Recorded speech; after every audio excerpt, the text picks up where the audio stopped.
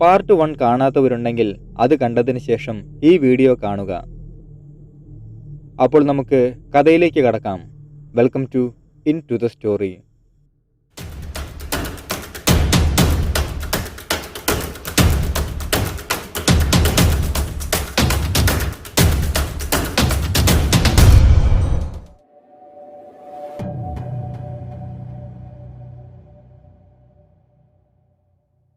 വേട്ടക്കാരുടെ വാക്കുകൾ കേട്ടതോടെ അവന് ആശ്വാസമായി.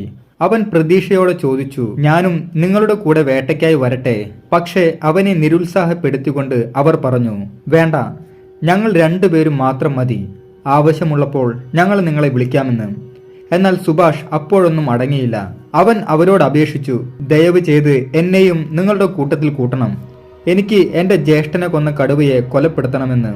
എന്നാൽ ഇത് കേട്ടതോടെ അഹമ്മദ് അവനോട് തറപ്പിച്ചു പറഞ്ഞു, ഇല്ല, ഒരിക്കലും താങ്കളെ ഞങ്ങളുടെ കൂടെ കൂട്ടുവാൻ ഞങ്ങൾ ആഗ്രഹിക്കുന്നില്ല. കാരണം കടുവാപ്പിടുത്തം വളരെ ഗൗരവകരമായ ഒരു കാര്യമാണ്. വേട്ടക്കിറങ്ങി പരിചയമില്ലാത്തവരെ കൂടെ കൂട്ടുന്നത് അങ്ങേയറ്റം മണ്ടത്തരവും പിന്നെ ഞങ്ങളുടെ ജീവനെ തന്നെ അപകടമുണ്ടാക്കുന്നതുമായ കാര്യമാണ്. ഞങ്ങൾക്ക് ഒരേപോലെ കടുവയെ പിടികൂടാനും കൂടെയുള്ളവരെ സംരക്ഷിക്കാനും പറ്റിയെന്ന് വരികയില്ല. കടുവയെ പിടികൂടാനുള്ള ഞങ്ങളുടെ ശ്രദ്ധ തെറ്റിയാൽ അത് ചിലപ്പോൾ കൂടുതൽ പ്രശ്നങ്ങളിലേക്ക് എത്തിക്കും. അതുകൊണ്ട് താങ്കളെ കൂടെ കൂട്ടുവാൻ ഞങ്ങൾക്ക് നിർവാഹമില്ല. എങ്കിലും കഴിയുമെങ്കിൽ താങ്കളുടെ സഹായം ഞങ്ങൾക്ക് ആവശ്യമുള്ളപ്പോൾ അറിയിക്കാം. അവർ ഇങ്ങനെ പറഞ്ഞപ്പോൾ മനസ്സിലാ മനസ്സോടെയാണെങ്കിലും സുഭാഷ് അവരുടെ വാക്കുകൾക്ക് തലയാട്ടിക്കൊടുത്തു. ചേട്ടാ, എന്താണ് നിങ്ങളുടെ പദ്ധതിയെന്ന് ചോദിച്ചുകൊണ്ട് വേട്ടക്കാരുടെ പിറകെ സുഭാഷും ബാബ്ലുവും സോനുവും നാട്ടിലുള്ള എല്ലാവരും അവരുടെ കൂടെ കൂടി. അഹമ്മദും സഹീറും അങ്ങനെ അവരുടെ പദ്ധതികൾ എന്തൊക്കെയാണെന്ന് കുറച്ചെല്ലാം പറഞ്ഞു. മൃതദേഹം കിടന്നിരുന്ന മരത്തിന് ചുവട്ടിൽ നിന്നും 10 അടി അകലെയാണല്ലോ ചെറിയൊരു കായലുള്ളത്. ആ കായൽ നീന്തിക്കടന്ന് കടുവ കരയിലേക്ക് കയറുകയും തുടർന്ന് അതിനപ്പുറമുള്ള നദി കടന്ന് വീണ്ടും മറ്റൊരു പ്രദേശത്തേക്ക് കുടിയേറുകയും ചെയ്തിട്ടുണ്ട്. മിക്കവാറും കടുവ കൂടുതൽ സമയവും അവിടെ ചിലവഴിക്കാനുള്ള സാധ്യതയാണുള്ളത്. അതിനാൽ കടുവ തിരികെ ഇവിടേക്ക് കടക്കാൻ സാധ്യതയുള്ള ഭാഗത്ത് മച്ചാൻ നിർമ്മിച്ച് അവനെ കാത്തു നിൽക്കുക എന്നതാണ് ഞങ്ങളുടെ ലക്ഷ്യമെന്ന് അവർ അറിയിച്ചു. പകൽ തന്നെ അവർ അവിടെ 2 മച്ചാനും നിർമ്മിച്ചിട്ടുണ്ട്.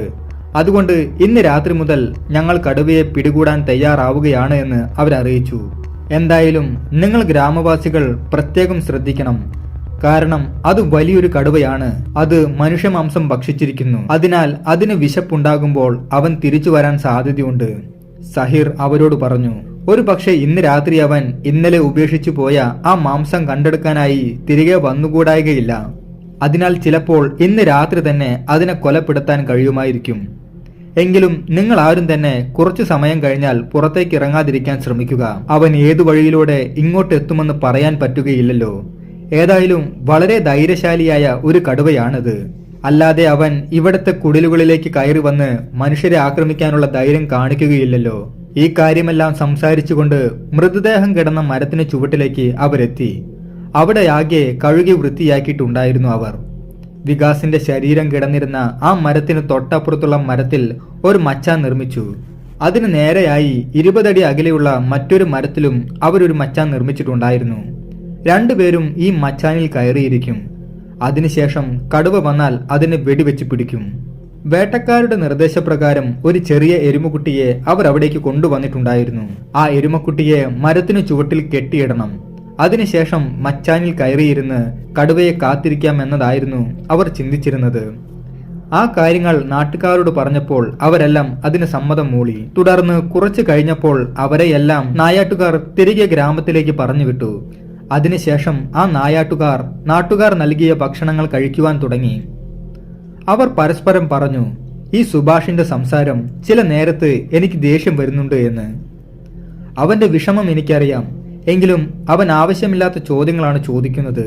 അത് എന്നെ വല്ലാതെ ബുദ്ധിമുട്ടിക്കുന്നുണ്ട്. എന്തൊരു കഷ്ടമാണല്ലേ? അഹമ്മദ് ചോദിച്ചു. ശരിയാണ്, അവൻ കുറച്ചു നേരത്തെ എന്നോടൊരു കാര്യം പറഞ്ഞിരുന്നു. കടുവയെ കൊലപ്പെടുത്തി കഴിഞ്ഞാൽ അതിന്റെ തൊലി എനിക്ക് നൽകുമോ എന്ന്. അവൻ അങ്ങനെ പറഞ്ഞുവോ? അപ്പോൾ സഹീർ പറഞ്ഞു, അതെ, അവൻ അങ്ങനെ പറഞ്ഞു. അപ്പോൾ നീ എന്താണ് മറുപടി പറഞ്ഞത്? സഹീറിനോട് അഹമ്മദ് ചോദിച്ചു. ഞാനെന്ത് പറയാൻ, ഞാൻ അവനോട് ദേഷ്യപ്പെട്ടു. ദയവ് ചെയ്ത് നിങ്ങൾ ഞങ്ങൾക്കൊരു ശല്യമായി തീരരുത്. കടുവയെ പിടികൂടി കഴിഞ്ഞാൽ അതിന്റെ തൊലി ഞങ്ങൾ കൊണ്ടുപോകും. അതിൽ നിന്നെല്ലാമാണ് ഞങ്ങൾക്ക് ഇതിനുള്ള പ്രതിഫലം ലഭിക്കുന്നത്. ദയവ് ചെയ്ത് അനാവശ്യമായി ഞങ്ങളുടെ കാര്യങ്ങളിൽ ഇടപെടരുത് എന്ന് ഞാൻ അവനോട് താക്കീത് ചെയ്തിട്ടുണ്ട്. ഓഹോ, അപ്പോൾ അതാണല്ലേ കുറച്ചു സമയമായി അവനൊന്നും സംസാരിക്കാതിരുന്നത്. അതെ എന്ന് സഹീർ പറഞ്ഞത് കേട്ട് അവർ രണ്ടുപേരും ഒരുമിച്ചിരുന്ന് ചിരിച്ചു. സമയം കുറെയായി. ഇരുട്ട് തുടങ്ങിയപ്പോൾ അവർ എരുമക്കുട്ടിയെ കെട്ടഴിച്ചു കൊണ്ടുവന്ന് വികാസിന്റെ ശരീരം കിടന്നിരുന്ന ആ മരത്തിന്റെ ചുവട്ടിൽ കെട്ടിയിട്ടു. തുടർന്ന് അതിനു വേണ്ട പുല്ലും വൈക്കോലും അതിന്റെ ചുവട്ടിൽ ഇട്ടുകൊടുത്തു. എരുമ പുല്ല് തിന്നുകൊണ്ടിരിക്കുമ്പോൾ നായാട്ടുകാർ എരുമ കാണാതെ മരത്തിനു മുകളിൽ കയറി. കാരണം എരുമ ഇത് കണ്ടു കഴിഞ്ഞാൽ മനുഷ്യന്റെ സംരക്ഷണത്തിലാണ് ഞാനിപ്പോൾ നിൽക്കുന്നത് എന്ന് മനസ്സിലാക്കുകയും കടുവയോ മറ്റു മൃഗങ്ങളോ വന്നു കഴിഞ്ഞാൽ കരയാതെ അവിടെ തന്നെ നിലനിൽക്കുകയും ചെയ്യും. ഇപ്പോൾ മരത്തിനു മുകളിൽ കയറിയിരിക്കുന്നവരെ കാണാതെ ആകുമ്പോൾ അവൻ കരഞ്ഞു തുടങ്ങും. അങ്ങനെ കരഞ്ഞു തുടങ്ങുമ്പോൾ മറ്റു വന്യമൃഗങ്ങളുടെ ശ്രദ്ധ ഇങ്ങോട്ടും ഉണ്ടാകും. അതുകൊണ്ട് ആ കടുവ ഒരു പക്ഷെ ഇങ്ങോട്ടും വരാൻ സാധ്യതയുണ്ട്. അതായിരുന്നു അവരുടെ പ്രധാന ഉദ്ദേശം. സമയം കുറച്ചു കഴിഞ്ഞപ്പോൾ മഴ പെയ്യുവാൻ തുടങ്ങി. മഴ നനയാതിരിക്കാൻ അവർ വൈക്കോലും വലിയ ഇലകളും വെച്ചുകൊണ്ട് തന്നെ സുരക്ഷാ മേൽക്കൂര നിർമ്മിച്ചിട്ടുണ്ടായിരുന്നു. എങ്ങും കൂരിരുട്ടാണ്. എങ്കിലും മരത്തിന് മുകളിൽ നിന്ന് താഴേക്ക് നോക്കിയാൽ അവ്യക്തമായി ചില നിഴലുകൾ അവർക്ക് കാണാൻ കഴിയുമായിരുന്നു. അതുകൊണ്ട് തന്നെ എരുമക്കുട്ടി എവിടെയാണ് നിൽക്കുന്നത് എന്ന് അവർക്കറിയാമായിരുന്നു. കുറച്ചു മണിക്കൂറുകൾ കഴിഞ്ഞപ്പോൾ മഴ ശമിച്ചു. അതിനുശേഷം എരുമക്കുട്ടി കരയുവാൻ തുടങ്ങി. അത് ഒരു ഇരപിടിയൻ ജീവിയുടെ സൂചനയാണ് എന്ന് അവർക്ക് മനസ്സിലായി. അവരവിടെ അവനെ കാത്തുനിന്നു. മിനിറ്റുകൾ കഴിഞ്ഞപ്പോൾ എരുമ നിർത്താതെ കരഞ്ഞുകൊണ്ടേയിരുന്നു. എന്താണ് ഇവിടെ സംഭവിക്കുന്നത് എന്ന് അവർക്ക് മനസ്സിലായില്ല. അവർ ക്ഷമയോടെ എരുമയ്ക്കരികിൽ ഏതെങ്കിലും ജീവി വരുന്നത് വരെ കാത്തിരിക്കുകയായിരുന്നു. അങ്ങനെ സമയം ഏകദേശം 2 മണി ആയിട്ടുണ്ടായിരുന്നു. എരുമക്കുട്ടി വളരെ പേടിച്ച് ശബ്ദമുണ്ടാക്കുവാൻ തുടങ്ങി. അതോടുകൂടി ഒരു ഇരപിടിയൻ തൊട്ടരികിൽ എത്തിയിട്ടുണ്ട് എന്ന് അവർക്ക് മനസ്സിലായി. ഏതായാലും ആ മൃഗം നിൽക്കുന്നത് ഏത് ദിശയിലാണെന്ന് കൃത്യമായി അറിയാമായിരുന്നില്ല എങ്കിലും ഏകദേശം ഊഹം വെച്ച് അഹമ്മദ് തോക്ക് ചൂണ്ടി. തുടർന്ന് വിസിലടിച്ചു. ഉടനെ തന്നെ തൊട്ടപ്പുറത്തെ മരത്തിലുണ്ടായിരുന്ന സഹീർ ടോർച്ച് പ്രകാശിപ്പിച്ചു. സഹീർ ടോർച്ച് പ്രകാശിപ്പിച്ചത് എരുമ നിൽക്കുന്നതിനും വലത്തെ ഭാഗത്തേക്കായിരുന്നു. അവിടെ തന്നെയാണ് ഒരു അനക്കമുള്ളതായി അവർക്ക് തോന്നിയതും. ഏതായാലും ടോർച്ചിന്റെ പ്രകാശം വന്ന് പതിച്ചതോടെ അവിടെ അവരാ മൃഗത്തെ കണ്ടു. 2 കുറുക്കന്മാരായിരുന്നു അത്. കുറുക്കന്മാരെ കണ്ടതുകൊണ്ടായിരുന്നു ആ എരുമ അവിടെ അസ്വസ്ഥത പ്രകടിപ്പിച്ചത്. ഏതായാലും മരത്തിന് മുകളിൽ അവർ കല്ലുകൾ ശേഖരിച്ച് വെച്ചിട്ടുണ്ടായിരുന്നു. ആ കല്ലുകൾ എടുത്ത് കുറുക്കന്മാരെ അവർ എറിഞ്ഞു ഓടിപ്പിച്ചു. അപ്പോഴാണ് എരുമ മരത്തിന് മുകളിൽ കയറിയിരിക്കുന്ന അഹമ്മദിനെ കണ്ടത്. ഇതോടുകൂടി എരുമയുടെ കരച്ചിൽ അവസാനിച്ചു. ഇനി ഏറ്റവും അടുത്ത് ഏതെങ്കിലും മൃഗങ്ങൾ വന്നാൽ മാത്രമേ എരുമ കരയുകയുള്ളൂ എന്ന് അവർക്ക് മനസ്സിലായി. അങ്ങനെ ഏകദേശം 3:30 മണിയായി. അവർ രണ്ടുപേരും മരത്തിന് മുകളിലിരുന്ന് കാതു കൂർപ്പിച്ചിരിക്കുകയായിരുന്നു. അപ്പോഴാണ് അവർ പുഴയിലൂടെ എന്തോ ഒന്ന് നീന്തി വരുന്ന ശബ്ദം കേട്ടത്. അത് എന്താണെന്ന് അവർക്ക് മനസ്സിലായില്ല.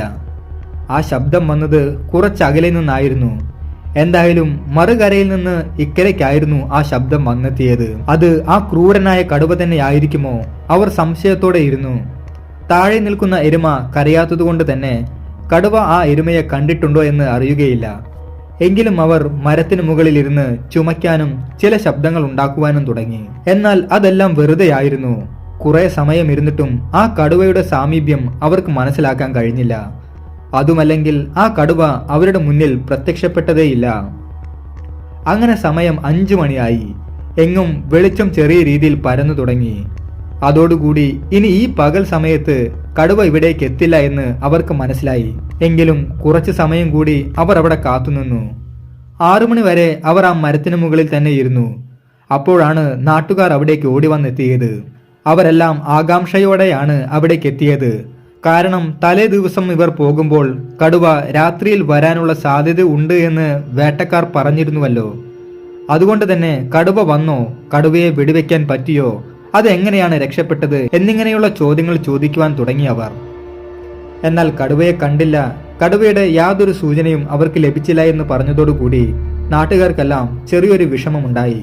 പകൽ സമയത്ത് ആ നായാട്ടുകാർ ആ ഗ്രാമത്തിലെ ഒരു വീട്ടിൽ കിടന്നുറങ്ങി. ഏകദേശം 2 മണിയോടുകൂടി അവർ ഉറക്കം എഴുന്നേൽക്കുകയും നായാട്ടിനായി ഇറങ്ങുകയും ചെയ്തു. അവർ മച്ചാൻ കെട്ടി നിർമ്മിച്ചിട്ടുള്ള ആ നദിയുടെ തീരങ്ങളിൽ മീൻ പിടിക്കാനായിരുന്നു അവർ ആദ്യം പോയത്. അവർ ചൂണ്ടയിട്ട് ഒരുപാട് മീനുകളെ പിടിച്ചു. അതിനുശേഷം 2 മലയണ്ണാനെ വെടിവെച്ചിടുകയും ചെയ്തു. ഈ സമയത്ത് തന്നെ തലേദിവസം രാത്രി എന്തോ ഒരു മൃഗം പുഴ നീന്തി കടന്നു വരുന്ന ശബ്ദം അവർ കേട്ടിരുന്നുവല്ലോ. അവർ ആ വശങ്ങളിൽ പോയി പരിശോധന തുടങ്ങിയപ്പോൾ അവർക്ക് വ്യക്തമായി മനസ്സിലാക്കാൻ കഴിഞ്ഞു, ഇന്നലെ രാത്രി അവർ കേട്ട ശബ്ദം ഒരു കടുവ പുഴ നീന്തി കടന്നു വന്നതായിരുന്നുവെന്ന്. കാരണം അവിടുത്തെ തീരങ്ങളിൽ കടുവയുടെ കാൽപാദങ്ങൾ പതിഞ്ഞിട്ടുണ്ടായിരുന്നു. എന്തുതന്നെയായാലും കടുവ ഇനിയും ഇവിടേക്ക് വന്നെത്തുമെന്ന് അവർ ഉറപ്പിച്ചു. അന്നത്തെ ദിവസം അവർ കടുവയ്ക്കായി കാത്തിരുന്നുവെങ്കിലും പ്രത്യേകിച്ചൊന്നും തന്നെ നടന്നില്ല. നേരം പുലർന്നപ്പോൾ അവർ നാട്ടുകാർക്ക് വേണ്ടിയാണ് നായാട്ടിനിറങ്ങിയത്. വലിയ മാനുകളെ 4 എണ്ണത്തിനെ അവർ പിടിച്ചു. അതിൽ 3 മാനുകളെ അവർ നാട്ടുകാർക്ക് ഭക്ഷിക്കാനായി കൊടുത്തു. ഇതോടുകൂടി നാട്ടുകാർക്ക് അവരോടുള്ള സ്നേഹം വർദ്ധിച്ചു. അവർ എല്ലാ രീതിയിലും അവരെ സഹായിക്കുവാൻ തയ്യാറായി. പക്ഷേ അവരുടെ ലക്ഷ്യങ്ങളിലേക്ക് എത്താൻ അവർക്ക് കഴിഞ്ഞിരുന്നില്ല. അങ്ങനെയിരിക്കെ ഫോറസ്റ്റ് ഓഫീസറുടെ നിർദ്ദേശപ്രകാരം നായാട്ടുകാർ ഓഫീസിലേക്കെത്തി. ഉമറിയായിൽ ഒരു പുള്ളിപ്പുലി ഇറങ്ങിയിരിക്കുന്നു. നിരവധി വളർത്തുമൃഗങ്ങളെ അത് കൊന്നു തിന്നു. 6ഓളം ആളുകളെ ആക്രമിച്ചിരിക്കുന്നു. അവിടെയുള്ള ഫോറസ്റ്റ് ഓഫീസർ നായാട്ടുകാരെ തിരയുന്നുണ്ട്. അതിനാൽ സഹീറിനും അഹമ്മദിനും അങ്ങോട്ട് പോകണമോ എന്ന് പീറ്റർ ചോദിച്ചു. നരഭോജിയായ ഒരു കടുവയെ വേട്ടയാടാനാണ് ഞങ്ങൾ ഇപ്പോൾ വന്നിട്ടുള്ളത്. അതിനെ പിടികൂടാതെ എങ്ങനെ ആ പുലിയെ പിടികൂടാൻ പോകും? അവർ സംശയം പ്രകടിപ്പിച്ചു. ഒരു അവസരമുണ്ട്, അതുകൊണ്ട് നിങ്ങളെ അറിയിച്ചു. നല്ല പ്രതിഫലം നൽകാമെന്ന് അവർ അറിയിച്ചിട്ടുണ്ട്. ഉടനെ ഇവിടെയുള്ള കടുവയെ പിടികൂടാൻ കഴിഞ്ഞാൽ നിങ്ങൾക്ക് അവിടേക്കും പോകാമല്ലോ, പീറ്റർ അവരോട് പറഞ്ഞു. ഏതായാലും ആ അവസരം അവർ ഉപേക്ഷിച്ചു. അവർ കടുവയെ പിടികൂടാൻ തീരുമാനിച്ചു. അങ്ങനെ 14 ദിവസം വിവിധ തരം കെണികൾ ഒരുക്കിയിട്ടും കടുവയെ അവർക്ക് കണ്ടെത്താൻ കഴിഞ്ഞില്ല. അതിനിടയിൽ ഗ്രാമത്തിലേക്ക് മറ്റൊരു വഴിയിലൂടെ കടന്നു കയറിയ കടുവ 2 പശുക്കളെ കൊന്നു തിന്നിരുന്നു. മാത്രമല്ല കടുവയുടെ സാമീപ്യം കാരണം മറ്റ് ചെറിയ മൃഗങ്ങളും ആ പരിസരത്തേക്ക് വരുവാൻ മടിച്ചു. നായാട്ടുകാരുടെ മറ്റു വേട്ടകൾക്കും അതൊരു കുറവുണ്ടാക്കി. അതോടുകൂടി അന്ന് ഓഫീസർ പറഞ്ഞ ആ പുള്ളിപ്പുലിയെ പിടികൂടാൻ ഇറങ്ങാൻ അവർ തയ്യാറെടുത്തു. ഒരാഴ്ചയ്ക്ക് ഉമറിയായിൽ പുള്ളിപ്പുലിയെ പിടികൂടാൻ പോവുകയാണ് എന്നറിഞ്ഞതോടെ ഗ്രാമത്തിലെ ആളുകൾ പേടിച്ചു പോയി. ഇവർ ഇല്ലാത്തപ്പോൾ എങ്ങാനും കടുവ ഇങ്ങോട്ട് വന്നാൽ ഇനി അതിനെ ആര് നേരിടും? ആ കടുവ ഏതെങ്കിലും മനുഷ്യരെ കൊലപ്പെടുത്തി കൊണ്ടുപോകുമോ? ഇതൊക്കെയായിരുന്നു അവരുടെ ചിന്ത. ചിന്തിച്ച് അവരുടെ ഭയം വർദ്ധിച്ചു. ഉമറിയായിലേക്ക് പോകരുത് എന്ന് പലരും പറഞ്ഞു. എന്നാൽ ഉടനെ തന്നെ മടങ്ങി വരാമെന്നും പറഞ്ഞുകൊണ്ട് നായാട്ടുകാർ അവിടെ നിന്നും സ്ഥലം വിട്ടു. പക്ഷേ ഉമറിയായിൽ എത്തിയ നായാട്ടുകാർക്ക് കാര്യമായി പണിയെടുക്കേണ്ടതായി വന്നില്ല. പ്രാദേശിക വേട്ടക്കാരെ കിട്ടാതെ ആയപ്പോൾ ഒരു ഇംഗ്ലീഷുകാരൻ പുലിയെ പിടികൂടാനായി അവിടേക്ക് എത്തിയിരുന്നു. ഫ്ലൈയിങ് ഡർട്ട് എന്ന പരീക്ഷണം നടത്തുകയായിരുന്നു അയാളുടെ ഉദ്ദേശം. മയക്കുവെടി വെച്ച് കടുവയെ പിടികൂടാമെന്ന് ആ ഇംഗ്ലീഷുകാരൻ പറഞ്ഞപ്പോൾ നായാട്ടുകാർ ആരും തന്നെ അത് വിശ്വസിച്ചില്ല. പുലിയെ എങ്ങനെയാണ് വെടിവെച്ച് ഉറക്കുന്നത്? വെടിവെച്ചാൽ അത് എന്നേക്കുമായി ഉറങ്ങിപ്പോകില്ലേ എന്നതായിരുന്നു എല്ലാവരുടെയും സംശയം. എങ്കിലും പട്ടാപകൽ 2 ദിവസത്തെ തിരച്ചിലിനൊടുവിൽ പുള്ളിപ്പുലിയെ അയാൾ കണ്ടെത്തുകയും മയക്കുവെടി വെച്ച് പിടിക്കുകയും ചെയ്തു. പുലിക്ക് ക്ഷീണം വന്നിട്ടും അത് എവിടെയും വീഴാൻ ശ്രമിച്ചിരുന്നില്ല. ഒടുവിൽ സഹീറും അഹമ്മദും രംഗത്തേക്കിറങ്ങി.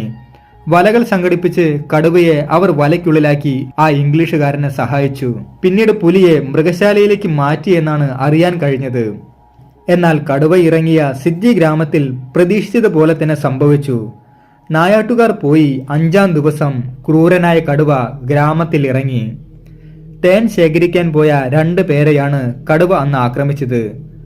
അന്ന് ഉച്ച സമയമായിട്ടേ ഉള്ളൂ. 2 പേർ കാട്ടിലൂടെ നടന്നു പോകുമ്പോൾ വഴിക്കരികിലുള്ള കുറ്റിക്കാട് ഇളകിയാടുന്നത് അവർ കണ്ടു. കടുവ പേടി ഉള്ളതുകൊണ്ട് തന്നെ ഭയപ്പെട്ട് അവർ 2 മരങ്ങളിലായി കയറിക്കൂടി. ഈ സമയത്ത് നന്ദിലാലിന്റെ കൈവശമുണ്ടായിരുന്ന തേൻപാത്രം കൈവിട്ട് താഴേക്ക് വീണു. തേൻ ഇലകളിലൂടെ ഒഴുകി ഒലിച്ചു. ഭയം മൂലം അവർ തേൻപാത്രം എടുക്കാനായി ഇറങ്ങിയതേയില്ല. കാറ്റ് നല്ല രീതിയിൽ വീശുന്നുമുണ്ടായിരുന്നു. അവർ ഈ സമയത്ത് നേരത്തെ ഇളക്കം കണ്ട കുറ്റിക്കാട്ടിലേക്ക് നോക്കിയിരുന്നു. എന്നാൽ വ്യക്തമായി ഒന്നും തന്നെ അവർക്ക് കാണാൻ കഴിഞ്ഞില്ല. ഒരു 5 മിനിറ്റ് അവർ മരത്തിൽ തന്നെ പതുങ്ങിയിരുന്നു. പിന്നീട് കാട്ടിൽ ഒരനക്കവുമില്ലാതെ കണ്ടപ്പോൾ അവർ പതിയെ താഴത്തേക്ക് ഇറങ്ങി. നന്ദിലാൽ ഉടനെ തന്നെ തേൻ പാത്രത്തിലേക്ക് ഇലകളിൽ ഒഴുകിക്കൊണ്ടിരുന്ന തേൻ ശേഖരിച്ചു വെച്ചു. ഈ സമയത്തെല്ലാം കടുവ അവിടെ ഉണ്ടോ എന്ന് അവർ ചുറ്റുപാടും നോക്കുന്നുണ്ടായിരുന്നു. എന്നാൽ അപ്പോഴൊന്നും അവർക്ക് കടുവയെ കാണാൻ സാധിച്ചിരുന്നില്ല. പക്ഷേ കഴിയാവുന്നത്ര തേൻ അവർ പാത്രത്തിലേക്ക് കോരി എടുത്തുകൊണ്ടിരിക്കുമ്പോൾ രൂപേന്ദ്ര വീണ്ടും ആ ഭാഗത്തേക്ക് നോക്കിയപ്പോഴാണ് പുല്ലുകൾക്കിടയിൽ നിന്ന് ഒരു കടുവയുടെ വാൽ ഉയർന്നു നിൽക്കുന്നത് അവർ കണ്ടത്. അവൻ ഇത് കണ്ട് ഞെട്ടി. അപ്പോൾ തന്നെ അവൻ നിലവിളിച്ചു പറഞ്ഞു, നന്ദിലാലെ, വേഗം മൂടി മരത്തിൽ കയറിക്കോളൂ, ഒരു കടുവ. ഉടൻ തന്നെ അവർ ചാടി എഴുന്നേറ്റ് മരത്തിലേക്ക് ഓടാൻ തുടങ്ങി. എന്നാൽ കുറ്റിക്കാട്ടിൽ നിന്നും വലിയൊരു കടുവ അവിടേക്ക് ചാടി വന്നു. അത് നന്ദിലാലിന്റെ ദേഹത്തേക്ക് ചാടി. കടുവ നന്ദിലാലിന്റെ കഴുത്തിൽ പിടിച്ച് താഴേക്ക് വന്ന് പതിച്ചതിനോടൊപ്പം തന്നെ അവന്റെ കഴുത്തൊടിഞ്ഞു അവൻ താഴേക്ക് വീണു. ഈ കാഴ്ച മരത്തിൽ കയറാൻ ശ്രമിച്ചിരുന്ന രൂപേന്ദ്ര ശരിക്കും കണ്ടു. ആ ഒറ്റ കടിയിൽ തന്നെ അവന്റെ കഴുത്തൊടിഞ്ഞു പോയിട്ടുണ്ട് എന്ന് അവന് മനസ്സിലായി. അവൻ അലറി വിളിച്ചുകൊണ്ട് തന്റെ കയ്യിലുണ്ടായിരുന്ന തേൻപാത്രം എടുത്ത് കടുവയുടെ ദേഹത്തേക്ക് വലിച്ചെറിഞ്ഞു. അത് കടുവയുടെ തലയിൽ തന്നെ കൃത്യമായി തട്ടി. തേൻ കടുവയുടെ ദേഹത്തെല്ലാം ചിതറി തെറിച്ചുവെങ്കിലും കടുവ അവനെ വെറുതെ വിടാൻ ശ്രമിച്ചില്ല. രൂപേന്ദ്ര അവിടെ ഉണ്ടായിരുന്ന മരച്ചില്ലകൾ എടുത്ത് കടുവയ്ക്ക് നേരെ എറിഞ്ഞു. എന്നാൽ കടുവ ദേഷ്യപ്പെട്ടുകൊണ്ട് രൂപേന്ദ്രയുടെ ദേഹത്തേക്ക് ചാടി വീണു. അത് രൂപേന്ദ്രയുടെ നെഞ്ചിൽ കടിക്കുകയും വയറ് മാന്തി പറിക്കുകയും ചെയ്തു. അവൻ അലമുറയിട്ട് നിലവിളിക്കാൻ തുടങ്ങി. പെട്ടെന്നായിരുന്നു അതുവഴി പോയിരുന്ന സോനു ഇങ്ങനെ ഒരു ബഹളം കേട്ട് അവിടേക്ക് എത്തിയത്. അവൻ ബഹളം കേട്ട് ഓടി വന്നപ്പോൾ കണ്ടത് ഒരു കടുവ രൂപേന്ദ്രയുടെ ദേഹത്ത് കയറി നിൽക്കുന്നതാണ്. സോനു ഈ കാഴ്ച കണ്ടതോടെ വലിയ മരച്ചില്ലകൾ എടുത്തു വലിച്ചു കൊണ്ടുവന്ന് കടുവയുടെ ദേഹത്തേക്ക് എറിഞ്ഞു. എന്നാൽ കടുവ സോനുവിന്റെ പിറകെ വന്നതോടെ നിലവിളിച്ചുകൊണ്ട് അവൻ ഗ്രാമത്തിലേക്ക് ഓടി. കടുവ പെട്ടെന്ന് തന്നെ തിരിച്ചു വന്നപ്പോൾ താഴെ കിടന്നിരുന്ന രൂപേന്ദ്ര കാലുകൾ കൊണ്ട് പിറകോട്ട് തള്ളി രക്ഷപ്പെടാൻ ശ്രമിച്ചു. അവന്റെ നേർക്ക് കടുവ വന്നപ്പോൾ അവൻ ദേഹത്തേക്ക് മണ്ണും കരിയിലയും വാരിയെറിഞ്ഞു. കടുവ അത് കാര്യമാക്കാതെ തൊട്ടടുത്ത് കിടന്നിരുന്ന നന്ദിലാലിന്റെ കഴുത്ത് കടിച്ചു പിടിച്ച് വനത്തിലേക്ക് വലിച്ചു കൊണ്ടുപോയി. രൂപേന്ദ്ര ഉടനെ തന്നെ ഗ്രാമത്തിലേക്ക് ഓടി. അപ്പോഴേക്കും സോനുവിന്റെ വാക്കുകൾ കേട്ട് 8ഓളം ആളുകൾ കാട്ടിലേക്ക് കയറുവാൻ തയ്യാറെടുക്കുകയായിരുന്നു. പാത്രങ്ങളും വടികളും പന്തങ്ങളും അവർ ധൃതിയിൽ സംഘടിപ്പിച്ചു. അവർ കൂടുതൽ ബഹളത്തോടെ കാട്ടിലേക്ക് ഇരച്ചു കയറി. കടുവയുടെ ആക്രമണം നടന്ന ഭാഗത്തെത്തിയപ്പോൾ അവിടെ നന്ദിലാലിനെയോ കടുവയോ കണ്ടെത്താൻ കഴിഞ്ഞില്ല. വെറും 20 മിനിറ്റ് കൊണ്ട് കടുവ നന്ദിലാലിനെ വലിച്ചിഴച്ച് വളരെ ദൂരത്തേക്ക് എത്തിയിരുന്നു. നാട്ടുകാർ ബഹളം വെച്ച് ഒച്ചയുണ്ടാക്കിയും കടുവയെ സമീപിച്ചു. എന്നാൽ കടുവ ക്രോധം കൊണ്ട് അലറി. അത് നാട്ടുകാർക്ക് നേരെ ഓടി വന്നു. അന്നത്തെ രാത്രി കടുവയെ കണ്ട് ഓടിയതുപോലെ തന്നെ പലരും ചിതറി ഓടി. പക്ഷെ വീണ്ടും കൂട്ടം ചേർന്ന് അവർ കടുവയെ ഭയപ്പെടുത്തി ഓടിച്ചു. എന്നാൽ കടുവ അപ്പോഴേക്കും നന്ദിലാലിനെ കൊലപ്പെടുത്തിയിരുന്നു. അവന്റെ കഴുത്തിൽ ആഴത്തിൽ മുറിവേറ്റിരുന്നു. നാട്ടുകാർ ഉടൻ തന്നെ വനം ഓഫീസിലേക്ക് കൂട്ടമായി എത്തി പ്രതിഷേധിക്കാൻ തുടങ്ങി. സ്ത്രീകളും കുട്ടികളും ആ പ്രതിഷേധത്തിൽ പങ്കുചേർന്നു.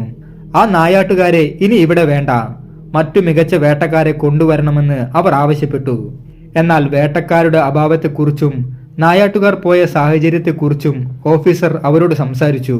ഒടുവിൽ നായാട്ടുകാർ തിരിച്ചു വരട്ടെയെന്നും അവർ വന്ന് കടുവയെ പിടികൂടാൻ ശ്രമിക്കുമ്പോഴേക്കും വേറെ വേട്ടക്കാരെ സംഘടിപ്പിക്കാമെന്ന് ഓഫീസർ വാക്ക് നൽകി. അതോടുകൂടി നാട്ടുകാരുടെ പ്രതിഷേധം അവസാനിച്ചു. പിറ്റേ ദിവസം വൈകുന്നേരമായപ്പോൾ സിദ്ധി ഗ്രാമത്തിൽ നടന്ന കാര്യങ്ങൾ അറിയാതെ അവർ ഓഫീസിലേക്ക് എത്തി. ഇവിടെ നടന്ന സംഭവങ്ങൾ അറിഞ്ഞതോടെ ചെറിയൊരു പേടി നായാട്ടുകാർക്കുമുണ്ടായി. ഓഫീസർ ഉടൻ തന്നെ നാട്ടുകാരെ വിളിച്ചുകൂട്ടി സമാധാന ചർച്ചയ്ക്കിരുന്നു. അതിനിടയിൽ വാക്കുതർക്കം ഉണ്ടാകുകയും നായാട്ടുകാരെ കയ്യേറ്റം ചെയ്യാൻ പലരും ശ്രമിക്കുകയും ചെയ്തു. ദേഷ്യം വന്ന സുഭാഷ് അഹമ്മദിനെ തള്ളി താഴെയിട്ടു. എന്നാൽ അഹമ്മദ് ചാടി എഴുന്നേറ്റ് സുഭാഷിന്റെ മൂക്കിനെ ആഞ്ഞിടിച്ചു. രക്തമൊഴുകി. ഒടുവിൽ എങ്ങനെയൊക്കെയോ സംസാരിച്ച് കാര്യങ്ങൾ മയപ്പെടുത്തി. ഒടുവിൽ അന്ന് തന്നെ വീണ്ടും കടുവയെ പിടികൂടാൻ അവർ തയ്യാറെടുത്തു. പക്ഷേ അന്നും കടുവ അവർക്ക് മുന്നിൽ എത്തിയില്ല. പിറ്റേന്ന് അവർ നദി കടന്ന് കടുവ പകൽ സമയം ചിലവഴിക്കുന്ന കരയിലേക്ക് പോയി. ഒരൊറ്റ കടുവ മാത്രമാണ് അവിടെ ഉള്ളത് എന്ന് അവർ ഉറപ്പാക്കി. തുടർന്നുള്ള നിരീക്ഷണത്തിൽ കടുവ നദി മുറിച്ചു കടക്കുന്ന മറ്റൊരു ഭാഗത്തേക്ക് അവർ എത്തി. അവിടെ നിന്നും മറുകരയിലേക്ക് നോക്കിയപ്പോൾ അവർ നിർമ്മിച്ചിരിക്കുന്ന മച്ചാനിൽ നിന്നും ഏകദേശം 1/2 കിലോമീറ്ററിനുള്ളിലാണ് കടുവ കൂടുതലായി നീന്തി കരയിലേക്ക് കയറിയിട്ടുള്ളത് എന്ന് അവർ കണ്ടെത്തി. തിരിച്ച് ഗ്രാമത്തിലേക്ക് എത്തിയപ്പോൾ പുതിയ മച്ചാൻ നിർമ്മിക്കാൻ സഹകരിക്കണമെന്ന് നാട്ടുകാരോട് അവർ ആവശ്യപ്പെട്ടു. എല്ലാം ഞങ്ങൾക്ക് വേണ്ടിയാണല്ലോ എന്ന ബോധ്യമുള്ളതിനാൽ അവർ അവരെ സഹായിക്കാൻ തയ്യാറായി. എന്നാൽ അന്ന് മച്ചാന്റെ നിർമ്മാണം പാതിയാകുമ്പോഴേക്കും ഇരുട്ട് പടർന്നു.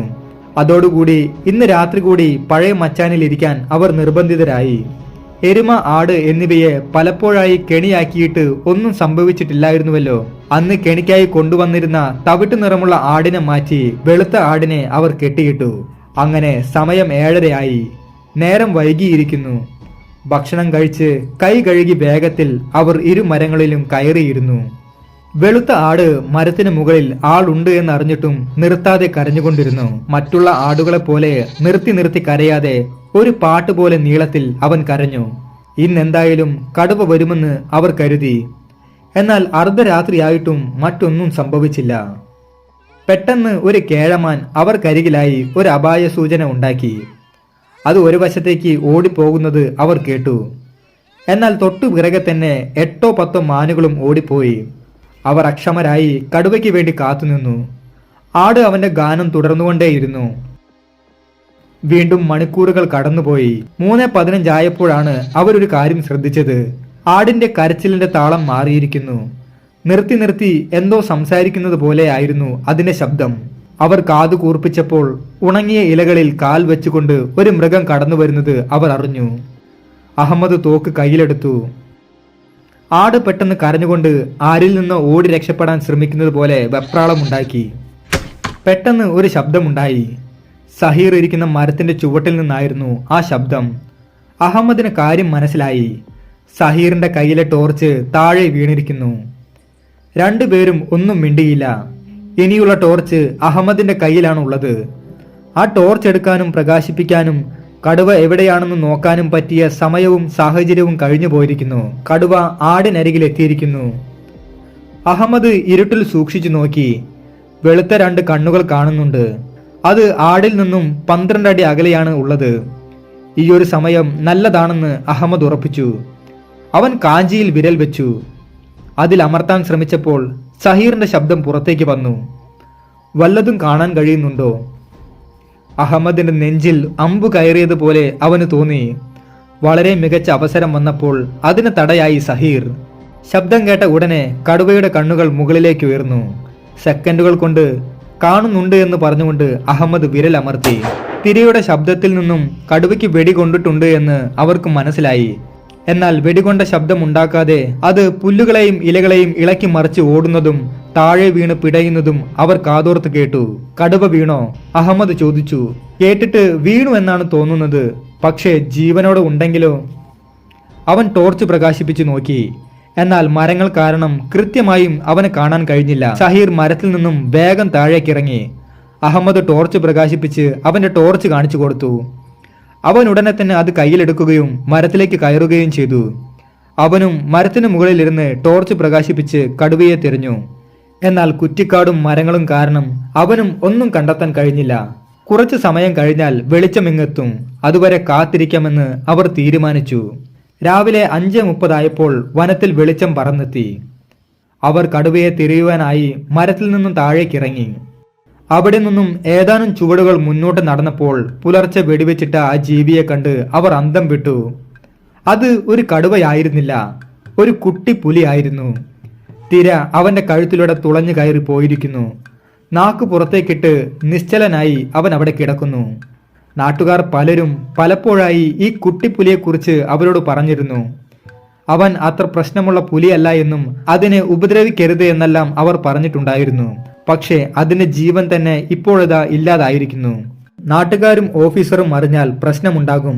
ഉടനെ തന്നെ ഇതിനെവിടെയെങ്കിലും കുഴിച്ചിട്ടാലോ? അവർ പരസ്പരം പറഞ്ഞു. എന്നാൽ അവർ അത് പറഞ്ഞുകൊണ്ടിരിക്കുമ്പോഴേക്കും 3 പേർ അവിടേക്ക് വന്നു. അതിലൊരാൾ ബാബ്ലു ആയിരുന്നു. പുലിയെ കൊന്നുവെന്നറിഞ്ഞപ്പോൾ എന്തു ചെയ്യണമെന്ന് അവർക്ക് സംശയമായി. ഈ കുട്ടിപ്പുലി സഹീറിനെ ആക്രമിക്കാൻ വന്നപ്പോൾ വെടിവെച്ചതാണെന്ന് പറഞ്ഞപ്പോൾ അവർ വിശ്വസിക്കുകയും ചെയ്തു. എന്നാൽ നാട്ടുകാരിൽ പലരും അത് വിശ്വസിക്കാൻ തയ്യാറായില്ല. കുട്ടികൾക്കെല്ലാം ആ പുലിക്കുട്ടിയെ കൊന്നതിൽ ദുഃഖമുണ്ടായി. ഓഫീസർ പുലിയുടെ തൊലി ഉരിഞ്ഞെടുക്കുവാൻ അവരോട് ആവശ്യപ്പെട്ടു. നരഭോജിയായ കടുവയോടൊപ്പം ഒരു നരഭോജി പുലി കൂടി ഉടലെടുക്കാൻ തുടങ്ങിയതോടെ ആരംഭത്തിലെ തന്നെ അതിനെ കൊന്നുകളഞ്ഞതിന്റെ പേരിൽ ഓഫീസർ അവരെ അഭിനന്ദിച്ചു.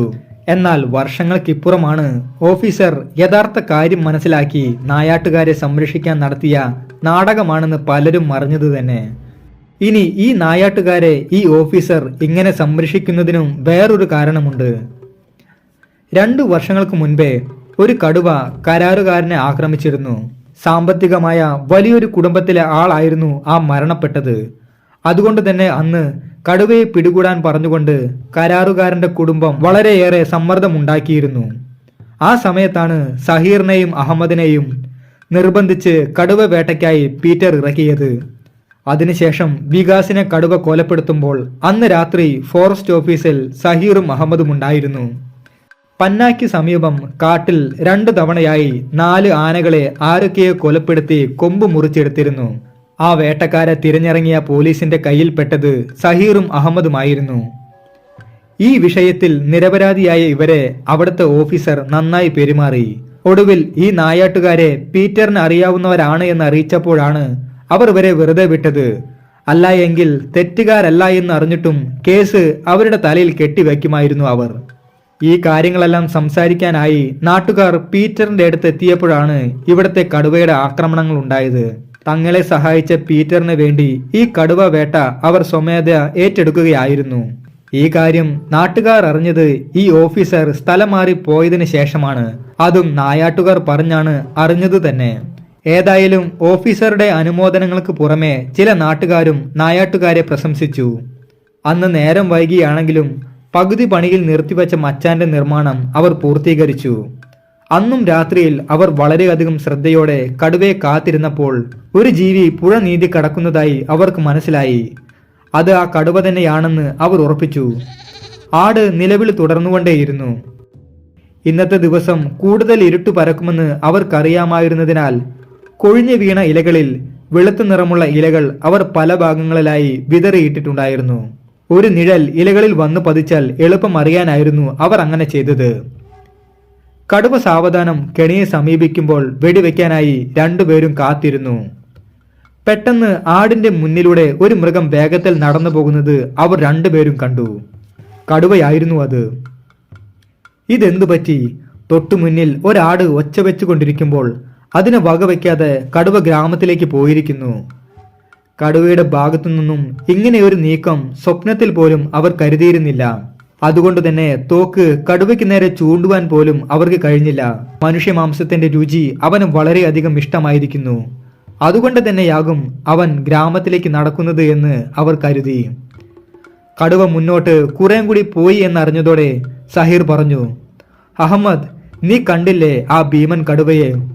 കണ്ടു, അവൻ മറുപടി പറഞ്ഞു. എന്നിട്ടെന്തേ നീ വെടി ഉതിർക്കാഞ്ഞത്? അത് പിന്നെ, അല്ല, നീയും കണ്ടു കാണുമല്ലോ അതിനെ, എന്നിട്ടെന്താ നീയും വെടിവെക്കാഞ്ഞത്? അഹമ്മദ് വിക്കി വിക്കിക്കൊണ്ട് ചോദിച്ചു. അപ്പോൾ സഹീർ പറഞ്ഞു, ഈ കടുവയ്ക്ക് ആടിനെ ഇഷ്ടമില്ല എന്ന് എനിക്കുണ്ട് അറിയുന്നേ. അഹമ്മദ് ഇത് കേട്ടുകൊണ്ട് ചിരിച്ചു. ആ, അത് തന്നെയാണ് എനിക്കും സംഭവിച്ചത്. കടുവ ഗ്രാമത്തിലേക്ക് പോയത് നരമാംസം ഭക്ഷിക്കാനാണെങ്കിലോ? 2 പേരും മന്താളിച്ചു. സഹീർ, ഇനി എന്താ നമുക്ക് ചെയ്യാൻ കഴിയുക? അറിയില്ല, ചിന്തിച്ചു നിൽക്കുന്ന ഓരോ സമയവും നമുക്ക് വിലപ്പെട്ടതാണ്, സഹീർ പറഞ്ഞു. വേഗം ഇറങ്ങൂ, നമുക്ക് കടുവയെ ഭയപ്പെടുത്തി ഓടിക്കാം. എങ്ങനെ ഓടിക്കാം? അതും ഈ പാതിരാത്രിയിൽ നമ്മൾ 2 പേർ മാത്രമായി. അഹമ്മദ് മരത്തിൽ നിന്നും താഴേക്കിറങ്ങി. അതിനുശേഷം സഹീർ മരത്തിൽ നിന്നും താഴേക്കിറങ്ങുവാനായി അവൻ കാത്തുനിന്നു. നമുക്ക് കടുവയുടെ പിറകെ പോയി അതിനെ കൊലപ്പെടുത്തിയാലോ? അഹമ്മദ് ചോദിച്ചു. ആഹാ, അത് കൊള്ളാം. കടുവ ഇന്ന വെടിവെച്ചോളൂ എന്നു പറഞ്ഞുകൊണ്ട് പിന്തിരിഞ്ഞു നിന്നു തരും, സഹീർ തമാശയോടെ പറഞ്ഞു. അവൻ അങ്ങനെ താഴെ ഇറങ്ങി. വായോ, നമുക്ക് ഗ്രാമത്തിലേക്ക് നടക്കാം. ഇന്നിനി അവിടെയുള്ള ഏതെങ്കിലും കുടിലിൽ നമുക്ക് കഴിയാം. കടുവ ആരെങ്കിലും ആക്രമിക്കുമ്പോൾ എളുപ്പം നമുക്ക് ചെന്നെത്താമല്ലോ. അവർ നടത്തം തുടങ്ങി. സഹീർ ചോദിച്ചു, നമ്മൾ ഗ്രാമത്തിലേക്ക് എത്തുന്നതിന് മുൻപേ നമ്മളെ അത് ആക്രമിച്ചാലോ? അങ്ങനെയെങ്കിൽ ഒരു തിരയെങ്കിലും അവന്റെ തലയിൽ തറച്ചു കയറ്റണം, അഹമ്മദ് പറഞ്ഞു. ടോർച്ച് പ്രകാശിപ്പിച്ചുകൊണ്ട് അവർ ഗ്രാമത്തിലേക്ക് വേഗത്തിൽ നടന്നുകൊണ്ടിരിക്കുമ്പോൾ ഇടതുവശത്തായി പുല്ലുകളിൽ ചെറിയൊരു അനക്കം അവർ ശ്രദ്ധിച്ചു. പെട്ടെന്ന് തന്നെ അവർ നടത്തം നിർത്തി. ടോർച്ച് ഓഫ് ചെയ്യാതെ പുല്ലുകൾക്ക് നേരെ അവർ നോക്കി നിന്നു. എന്തായിരുന്നു ആ അനക്കം? കടുവ ആയിരിക്കുമോ? എന്നാൽ പുല്ലുകൾ പിന്നീട് കാറ്റിൽ പോലും അനങ്ങാതെ നിൽക്കുന്നത് കണ്ടിട്ടും അവർ മുന്നോട്ട് നടന്നില്ല. സഹീർ തോക്ക് കയ്യിലെടുത്ത് തയ്യാറെടുക്കുമ്പോൾ ഇലകൾക്കിടയിലൂടെ ഒരു ചെവി അവർ കണ്ടു. കടുവ. അഹമ്മദ് ശബ്ദം താഴ്ത്തിക്കൊണ്ട് പറഞ്ഞു. തോക്കുയർത്തി കടുവയ്ക്ക് നേർക്ക് പിടിക്കുമ്പോഴേക്കും അവരെ ഭയപ്പെടുത്തിക്കൊണ്ട് രാജകീയമായ ഒരു ഗർജനത്തോടെ കടുവ ശരവേഗത്തിൽ പുല്ലുകളിൽ നിന്നും പുറത്തേക്ക് പാഞ്ഞു വന്നു. അക്ഷരാർത്ഥത്തിൽ 2 പേരും വിറങ്ങലിച്ചു പോയി. കടുവയും അത് മറിഞ്ഞിരുന്ന ഭാഗവും തമ്മിൽ 15 അടി മാത്രമായിരുന്നു അകലം. ജീവിതത്തിൽ ഇത്രയും വലിയ കടുവയെ ആദ്യമായി മുഖത്തോട് മുഖം അഭിമുഖീകരിക്കുകയായിരുന്നു അവർ. സഹീർ ആയിരുന്നു അവന്റെ ലക്ഷ്യം. കടുവയുടെ പല്ലുകൾ തിളങ്ങി, കണ്ണുകൾ പ്രകാശിച്ചു. പിറങ്ങലിച്ച് പോയവരുടെ പ്രവർത്തനം മന്ദഗതിയിലായി. എവിടേക്കെന്നില്ലാതെ സഹീറിന്റെ തോക്ക് പൊട്ടി. തോക്കിൽ നിന്ന് പുറത്തേക്ക് വന്ന ശബ്ദവും തീയും കടുവയെ ഭയപ്പെടുത്തി. ഇഞ്ചുകളുടെ വ്യത്യാസത്തിൽ കടുവ പിന്തിരിഞ്ഞു.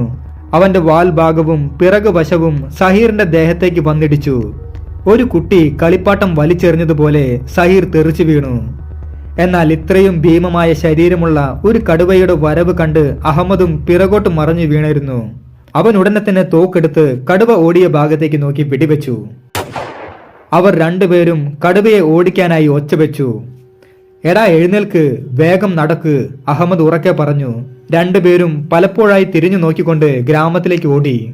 ഈ സമയത്ത് പല കുടിലുകളിൽ നിന്നും വാതിലിന്റെ വിടവിലൂടെ ആളുകൾ പുറത്തേക്ക് നോക്കിയിരിക്കുകയായിരുന്നു. തൊട്ടു മുൻപ് അവർ നടത്തിയ വെടിവെച്ചകൾ അവർ കേട്ടിരുന്നു. നായാട്ടുകാരെ അവർ കണ്ടപ്പോൾ അവർ വാതിൽ തുറന്ന് പുറത്തേക്ക് വന്നു. ആശ്ചര്യത്തോടെ അവർ ചോദിച്ചു, കടുവയെ കൊലപ്പെടുത്തിയോ? സുഭാഷ് ഓടിക്കിതച്ചുകൊണ്ട് വന്നു. എന്തായി, നിങ്ങൾ അതിനെ കൊലപ്പെടുത്തിയോ? ഇല്ല, അവർ മറുപടി പറഞ്ഞു.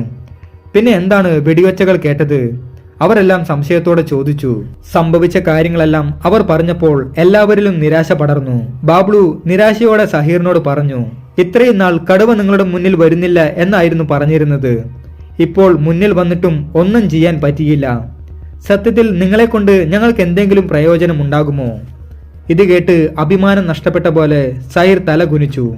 എന്നാൽ അഹമ്മദ് ദേഷ്യത്തോടെ പറഞ്ഞു, നായ്ക്കളെ, നിങ്ങൾക്ക് വേണ്ടിയാണ് ഉറക്കം കളഞ്ഞ് ഞങ്ങൾ ഈ പണിക്ക് ഇറങ്ങിയിരിക്കുന്നത്. ഞങ്ങൾ അനുഭവിക്കുന്ന സംഘർഷങ്ങളും ബുദ്ധിമുട്ടുകളും നിങ്ങൾക്ക് പറഞ്ഞാൽ മനസ്സിലാകില്ല. ശരിയാണ്, നിങ്ങളുടെ സുഹൃത്തിനെ കടുവ കൊന്നു തിന്നു. നിങ്ങളുടെ ഉറക്കവും നഷ്ടപ്പെട്ടു.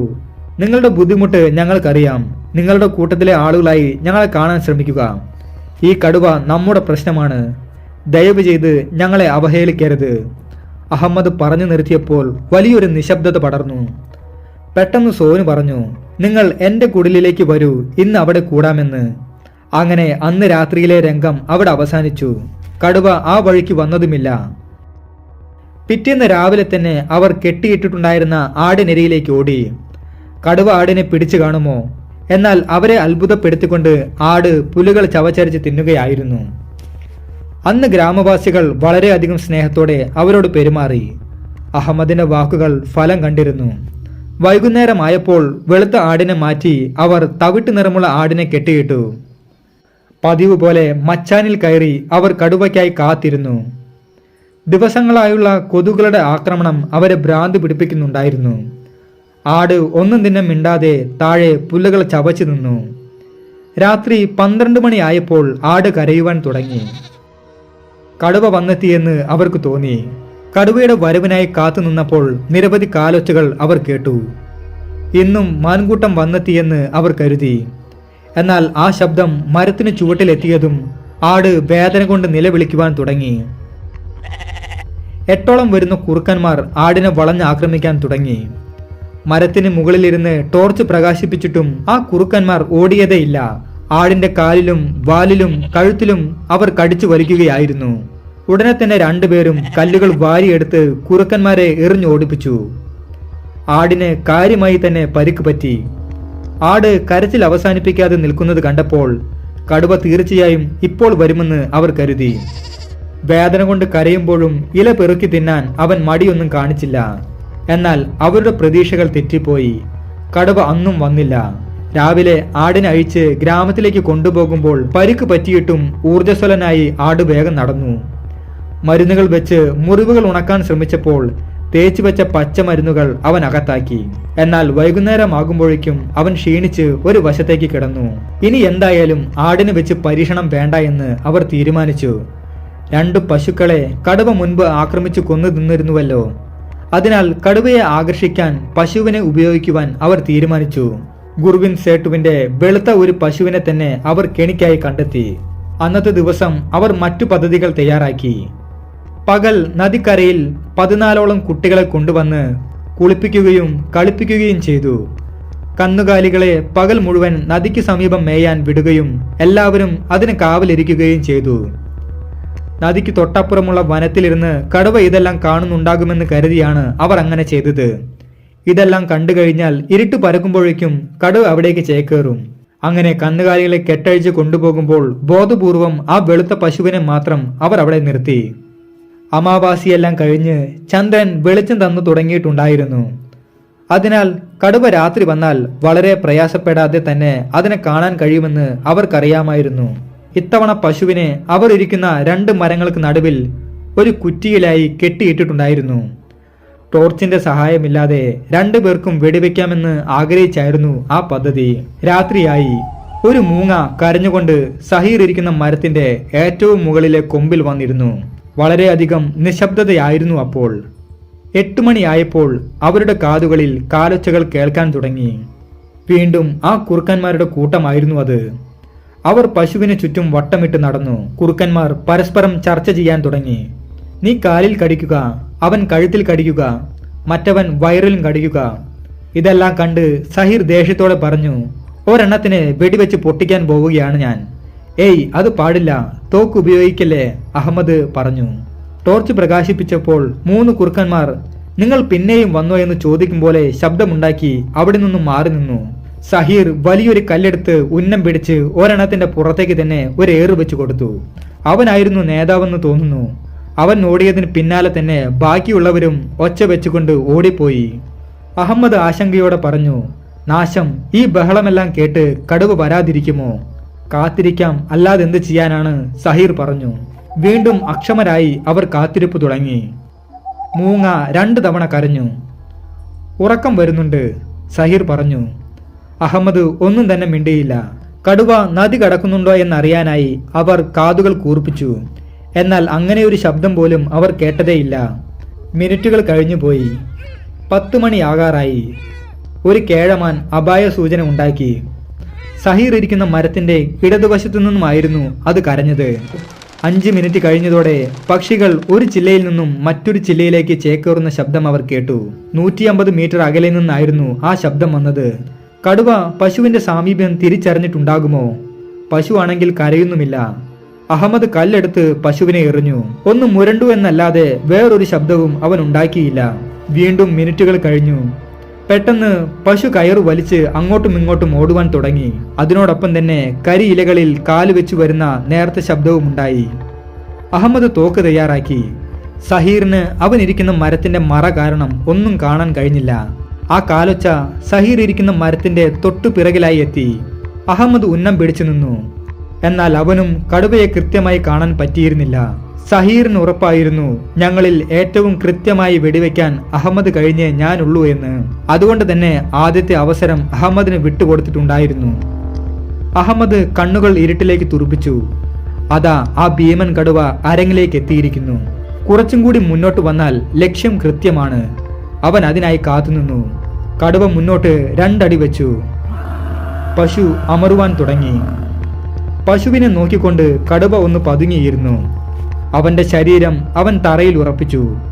കടുവ മുന്നോട്ട് വന്നാൽ അഹമ്മദിന്റെ തോക്ക് തീ തുപ്പും. കടുവ ഒറ്റ കുതിപ്പിന് പശുവിന് നേർക്ക് ചാടാനായി തയ്യാറെടുക്കുകയായിരുന്നു. തോക്ക് ശബ്ദിച്ചു. വീണ്ടും ശബ്ദിച്ചു. 5 മിനിറ്റ് കഴിഞ്ഞപ്പോൾ സഹീറും അഹമ്മദും താഴേക്കിറങ്ങി തോക്കുകൊണ്ട് കടുവയുടെ ദേഹത്തേക്ക് തട്ടി നോക്കി. അനക്കമില്ല. സഹീറിന്റെയും അഹമ്മദിന്റെയും മുഖം സന്തോഷം കൊണ്ട് പ്രകാശിച്ചു. അഹമ്മദ് സഹീറിനെ നോക്കിക്കൊണ്ട് പറഞ്ഞു, നന്നായി, നിനക്ക് കിട്ടിയ അവസരം നീ പാഴാക്കിയില്ലല്ലോ എന്ന്.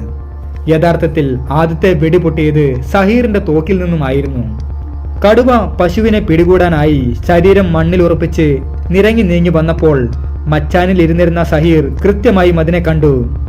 കയ്യിൽ ഉയർത്തിപ്പിടിച്ച തോക്ക് നേരെ താഴേക്ക് താഴ്ത്തിയാൽ കടുവയുടെ തലയിലേക്ക് ആകുന്ന തരത്തിലായിരുന്നു കടുവ നിരങ്ങി വന്നത്. സഹീർ തോക്ക് താഴ്ത്തി കടുവയ്ക്ക് നേരെ പിടിച്ചതും കടുവ അനക്കമറിഞ്ഞ് മുകളിലേക്ക് നോക്കിയതും ഒരുമിച്ചായിരുന്നു. ഏറ്റവും മികച്ച അവസരം കടുവ അവന് അനുഗ്രഹിച്ച് നൽകി. തോക്ക് തീ തുപ്പി. വെടികൊണ്ട കടുവ പിറകോട്ടൊന്ന് തിരിഞ്ഞതേയുള്ളൂ. അവന്റെ പിറകിൽ അഹമ്മദും ഉണ്ട തുളച്ചു കയറ്റി. എങ്കിലും സഹീറിന്റെ വെടിയിൽ തന്നെ കടുവ അന്ത്യശ്വാസം വലിച്ചു. അവന്റെ തല ചിതറി. നെറ്റിയുടെ ഒരു ഭാഗവും കണ്ണും തലച്ചോറും ചിതറിപ്പോയി. രക്തം അണ പൊട്ടി ഒഴുകി. അഹമ്മദ് പശുവിന്റെ അടുത്തേക്ക് പോയി അതിനെ ഒന്ന് തലോടിക്കൊണ്ട് നന്ദി പറഞ്ഞു. ഉടൻ തന്നെ സഹീർ ഗ്രാമത്തിലേക്ക് നടന്നു. അവൻ ആദ്യം പോയത് സുഭാഷിന്റെ വീട്ടിലേക്കാണ്. കാര്യം അറിഞ്ഞപ്പോൾ അവന്റെ അമ്മയുടെ മുഖത്ത് സന്തോഷം നിറഞ്ഞു. സുഭാഷ് തുള്ളിച്ചാടിക്കൊണ്ട് ആഹ്ലാദത്തോടെ ഓളിയിട്ടു. എല്ലാവരും ഉണർന്നു. ഉണരാത്തവരെ വീടുകളിലെല്ലാം ചെന്ന് ഒച്ച വെച്ച് അവരെ ഉണർത്തി. പിന്നീട് വലിയൊരു പട തന്നെ രാത്രിയെ പകലാക്കി ഗ്രാമത്തിലേക്ക് നടന്നു. കടുവയുടെ ശരീരം കണ്ടപ്പോൾ മരത്തിൽ ചാരി നിന്നിരുന്ന അഹമ്മദിനെ സുഭാഷ് ഓടിച്ചെന്ന് എടുത്തു പൊക്കി. ധൈര്യമുണ്ടെങ്കിൽ എഴുന്നേൽക്കട എന്ന് പറഞ്ഞുകൊണ്ട് കടുവയുടെ തുടയിൽ അവൻ കൈപ്പത്തിക്കൊണ്ട് ആഞ്ഞു തല്ലി. അങ്ങനെ ചെയ്യരുത് എന്ന് പറഞ്ഞ് ഉടനെ തന്നെ അവർ അവിടെ നിന്നും അവനെ പിടിച്ചു മാറ്റി. പിറ്റേന്ന് നേരം വെളുത്തപ്പോഴേക്കും ഗ്രാമത്തിൽ ഒരാൾ പോലും ഇല്ലായിരുന്നു. എല്ലാവരും വനത്തിൽ തമ്പടിച്ചിരുന്നു. നടപടിക്രമങ്ങൾ പൂർത്തിയായതിനു ശേഷം കടുവയുടെ തോൽ ഉരിഞ്ഞെടുക്കുവാൻ ഓഫീസർ അനുവാദം കൊടുത്തു. ഒന്നും അറിയില്ല എങ്കിലും ആ കാര്യത്തിന് നേതൃത്വം നൽകാൻ സുഭാഷ് തന്നെ മുന്നിൽ നിന്നിരുന്നു. ശരീരത്തിൽ മറ്റു പരിക്കുകളൊന്നും ഇല്ലാതിരുന്ന ആ പെൺകടുവ പ്രായാധിക്യം മൂലമായിരുന്നു നരഭോജനം തുടങ്ങിയത്. 180 കിലോ ഭാരമുണ്ടായിരുന്ന കടുവയ്ക്ക് 8.5 അടിയോളം നീളവും 13 വയസ്സ് പ്രായവും ഉണ്ടായിരുന്നു. വർഷങ്ങൾക്കിപ്പുറം ലക്നൌവിൽ നിന്നും ഒരു കടുവയെ പിടികൂടി അതിന് ശുശ്രൂഷകൾ നൽകാൻ അഡ്മിഷൻ എടുത്തിരുന്നു. അതിനെ ചികിത്സിച്ച ശേഷം ഞാൻ പുറത്തേക്ക് ഇറങ്ങി. ഒരു ചായ കുടിച്ചുകൊണ്ടിരിക്കുമ്പോഴാണ് പരിചയമുള്ള 2 മുഖങ്ങൾ ഞാൻ കണ്ടത്. പാന്റും ഷർട്ടും ധരിച്ച് നടന്നിരുന്ന അവരെ കണ്ടപ്പോൾ ആദ്യം ഒരു സംശയം എനിക്കുണ്ടായി. പിന്നെ ഉറപ്പാക്കി ഇത് അവർ തന്നെ, അഹമ്മദും സഹീറും. 23 വർഷങ്ങൾക്ക് ശേഷം അവരെ കാണുമ്പോഴും ആ ചുറുചുറുക്കൊന്നും അവർക്ക് നഷ്ടപ്പെട്ടിട്ടേയില്ല. നായാട്ട് അവസാനിപ്പിച്ച് കുറെ വർഷം അവർ ഗവൺമെന്റിന് വേണ്ടി റെസ്ക്യൂ ടീമിൽ പ്രവർത്തിച്ചിരുന്നു. അന്നത്തെ ആ കണ്ടുമുട്ടൽ പിന്നീട് ഒരുപാട് തവണത്തേക്കുള്ള തുടക്കമായിരുന്നു. ആ സംസാരങ്ങളാണ് ഇന്ന് ഈ കഥയിലേക്കുള്ള ചേരുവകളായി മാറിയത്. അന്നത്തെ കാലത്ത് വന്യമൃഗങ്ങളെക്കുറിച്ച് ഒരുപാട് മിഥ്യാധാരണകൾ എനിക്കുണ്ടായിരുന്നു. ഒരിക്കൽ മനുഷ്യമാംസം കഴിക്കാനിടയായാൽ പുലികളും കടുവകളും ആർത്തിയോടെ മനുഷ്യനെ തേടി വരുമെന്നതായിരുന്നു അതിൽ പ്രധാനപ്പെട്ട മിഥ്യ. എന്നാൽ പൂർണ്ണമായും അങ്ങനെയല്ല. ഈ മൃഗങ്ങൾ മനുഷ്യനുമായുള്ള പോരാട്ടം കഴിവതും ഒഴിവാക്കുകയാണ് ചെയ്യാറുള്ളത്. അബദ്ധവശാൽ ഒരാളെ കൊല്ലുകയും അയാളെ ആഹാരമാക്കുകയും ചെയ്യുന്ന കടുവകൾ പിന്നീട് മനുഷ്യരെ തേടി പോകുവാൻ കച്ചകെട്ടി ഇറങ്ങാറില്ല. അവരുടെ മുന്നിൽ വന്ന് പെടുന്ന മൃഗമായാലും മനുഷ്യനായാലും അവരുടെ കണ്ണിൽ വിശപ്പകറ്റാനുള്ള ആഹാരം മാത്രമാണ്. എളുപ്പത്തിൽ എന്താണ് നമ്മൾ മനുഷ്യർക്ക് ലഭിക്കുക, അതല്ലേ നമ്മൾ തിരഞ്ഞെടുക്കാറുള്ളത്. അതുപോലെ തന്നെ അവരും അവരുടെ എളുപ്പം തിരഞ്ഞെടുക്കുന്നു, കടുവകൾ പ്രത്യേകിച്ചും. ഒരു പട്ടിയെ കാണാനില്ല എങ്കിൽ കടുവയെ സംശയിക്കുന്നതിനേക്കാൾ മുന്നേ പുലിയെ പരിഗണിക്കുക. മികച്ച പട്ടിപ്പിടുത്തക്കാരാണ് പുലികൾ. പലപ്പോഴും നരഭോജികളെ മയക്കവെടിവെച്ച് പിടിക്കുകയോ കെണിവെച്ച് കൂട്ടിലാക്കുകയോ ചെയ്തു കഴിഞ്ഞാൽ അതിനെ കൊലപ്പെടുത്തുക എന്ന ആവശ്യമാണ് നാട്ടുകാർ ഉന്നയിക്കുക. സത്യത്തിൽ എന്തിനാണ് അവയെ കൊലപ്പെടുത്തുന്നത്? ഇത് കടുവയും പുലിയുമാണ്. അവർ അങ്ങനെയാണ്. വേട്ടയാടി ജീവിക്കുക എന്നതാണ് അവരുടെ ശൈലി. അത് നമുക്ക് മാറ്റാൻ കഴിയില്ല. നേരത്തെ പറഞ്ഞതുപോലെ ഒരിക്കൽ നരമാംസം കഴിച്ചുവെന്ന് വെച്ച് വീണ്ടും അവർ അത് തന്നെ തേടി നടക്കില്ല. ഏറ്റവും നല്ലത് അവരെ പിടികൂടി കഴിഞ്ഞാൽ അവരുടെ ജീവിതാവസാനം വരെ മൃഗശാലയിൽ സൂക്ഷിക്കുകയോ അവരെ പ്രൊട്ടക്റ്റ് ചെയ്യുന്ന വനങ്ങളിൽ വിട്ടുകൊടുക്കുകയോ ചെയ്യുക. മൃഗശാലയിൽ കടുവകളെ പാർപ്പിക്കുന്നതിന് ഇപ്പോൾ ചില പ്രശ്നങ്ങളൊക്കെ നിലനിൽക്കുന്നുണ്ട്. മനുഷ്യജീവന് കടുവയുടെ ജീവൻ എടുത്തിട്ട് ഒരു കാര്യവുമില്ല. മനുഷ്യനെ കൊലപ്പെടുത്തിയതിനു ശേഷവും സന്തോഷത്തോടെയും സുഖമായും ജീവിച്ചു പോകുന്നു. ഒരിക്കലും അവനെ കൊല്ലണമെന്ന് പറഞ്ഞ് ആരും മുറവിളി കൂട്ടാറില്ല. കാരണം നിയമത്തിന്റെ വഴിക്ക് മനുഷ്യനെ വിടുന്നു. എന്നാൽ വിശപ്പകറ്റാൻ നടന്ന കടുവയ്ക്കും പുലികൾക്കുമായി കൊലപ്പെടുത്തണമെന്ന നിർബന്ധിത മുദ്രാവാക്യങ്ങൾ എങ്ങും മുഴങ്ങുന്നു.